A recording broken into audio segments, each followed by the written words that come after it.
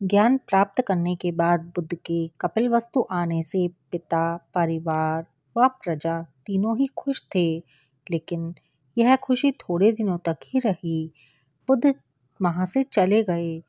फिर कपिलवस्तु में फिर से उदासी छा गई। कुछ सालों बाद राजा का भी स्वास्थ्य साथ छोड़ने लगा। मृत्यु की शैया पर पड़ जाने के बाद उन्होंने बुद्ध को बुलाने के लिए अपने सहयोगी महानाम को भेजा।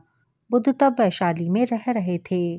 सूचना मिलते ही बुद्ध अनिरुद्ध, नंद, आनंद और राहुल के साथ कपिलवस्तु आए।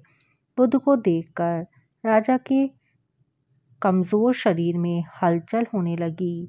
उनके पीले चेहरे पर चमक आ गई। बुद्ध ने राजा को जीवन मृत्यु का रहस्य बताया तो उनके चेहरे से भय और चिंता भी चली गई। वहां उपस्थित लोगों में महानाम भी थे, जो राजकाज में शुद्धोदन के सहयोगी थे। अवसर देखकर वह राजा की शैया के पास आए और बोले, महामहिम, मेरी इच्छा है कि आपके पुत्र नंद भिक्षु का जीवन त्याग कर राजा बने। उन्हें सिंहासन पर देख प्रजा प्रसन्न होगी।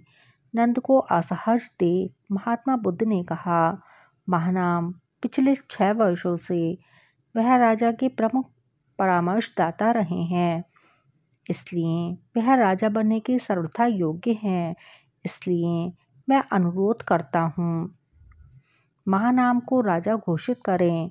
राजा और बुद्ध की इच्छा के सामने महानाम नतमस्तक हो गए। बुद्ध के आश्वासन से राजा के होठों पर मुस्कान आ गई। उन्होंने अपनी आंखें बंद की और इस संसार को अलविदा कह दिया। बुद्ध ने पिता का अंतिम संस्कार किया, पैतृक ऋण से मुक्त हुए, राजा का लड़का ही राजा बने, ऐसी परंपरा को बदलकर योग्यता के कारण महानाम को राजा बनने का अवसर दिया। महानाम के सहयोग के लिए वे 3 महीने कपिलवस्तु में भी रहे। अपनी मां के भिक्षु बनने की मांग को अस्वीकार कर वह फिर वहां से निकल पड़े।